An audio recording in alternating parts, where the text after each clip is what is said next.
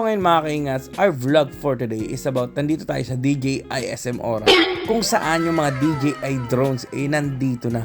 Ang grabe, ang gaganda talaga ng mga drone dito mga kaingats, di ba? So iba-ibang specs pero ito yung tumawag ng pansin talaga sa akin. Itong DJI Mini Pro, DJI Mini 3 Pro pala. Ayan, di ba? So, gandang-ganda ako talaga dyan mga kaingats. Pinapanood ko lagi yan sa YouTube. Sabi ko, kailan kaya ako magkakaroon nito? Parang lagi na lang mapapasana all na lang talaga ako di ba? Hindi ko na nga natiis. Ayan, ginalaw-galaw ko pa yung remote control niya, yung joystick niya. So, ang price niya pala mga kaingats is 38,990 na lang. Bakit? Kasi dati is nakikita ko to, 48,000 siya. So, nakalis na tayo ng 10,000 mga kaingats. At eto pa nga tumawag sa akin ng pansin itong DJI Avata. So, napakaganda rin ito, kaso lang kailangan ito ng practice, kumbaga pang professional na to mga kaingats. At eto na mga kaingats, pina-unbox na natin ang ating drone, pero hindi na nakuha ni kung paano siya in-unbox kasi nilagay ko yung memory card ng aking GoPro dito sa drone para matesting natin kung magre-record ba siya. So eto na mga kaingats, sinuturuan tayo ni kuya kung paano simulan. So hindi lang basta-basta papaliparin mo mga kaingats, so may instructions yan. So kailangan muna ng matinding ritual muna nito mga kaingats bago natin paliparin. So ang tawag dyan mga kaingats is calibration. Ika-calibrate mo muna siya. So kumbaga sa motor parang pinapainit, kinukondisyon muna yan, pinapaikot-ikot ni kuya counterclockwise, pahiga, patayo. At eto naman, yan, eto na yung gagawin ni kuya. Yan, tutupin niya muna yung mga legs ng mga drone. Ayan, yan sa may propeller. Ayan, and then ayan, may kita mo yung sa remote control nyo mga kaingats. So, ayan, so nakatupi siya, and then nakadapa. Ayan, tapos pinatagilid. Ayan, pinatagilid ni kuya. So papatawarin niya pa yata yan ni kuya Hindi, ayun, pinatihaya naman, pinatihaya. Ayan. So kailangan kasi mag 100% siya. Ayun, pinatagilid ulit. Ayan.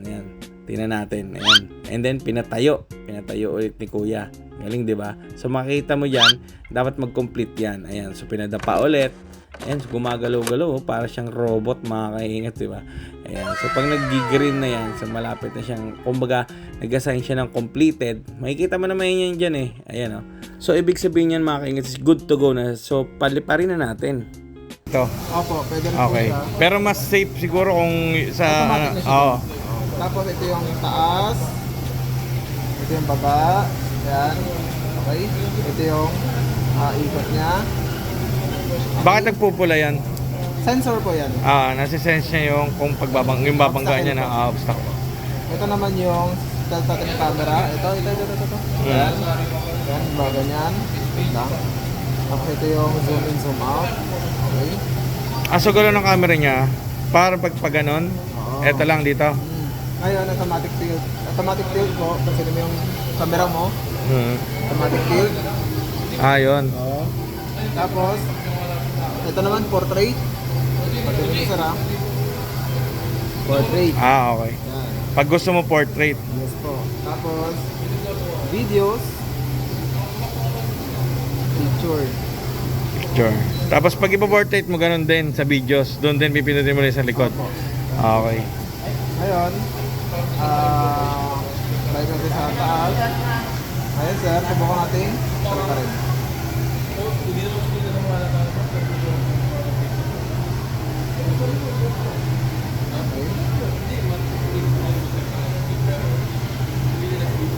Yan, so mag-i-stop yan pag nakikita niya to. Okay. Pag may babangga siya na, yun, nakikita rin sa screen, pag may nagpupula. Yes. Pwede rin siya electric fan pag nainitan ka. Yan.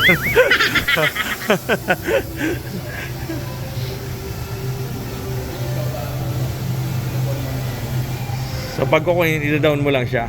Long press mo lang siya pa i-down. Okay, Okay. ulitin. So ayun, bago ko nga ipasoli ulit sa box niya, pinalagyan ko siya ng sticker.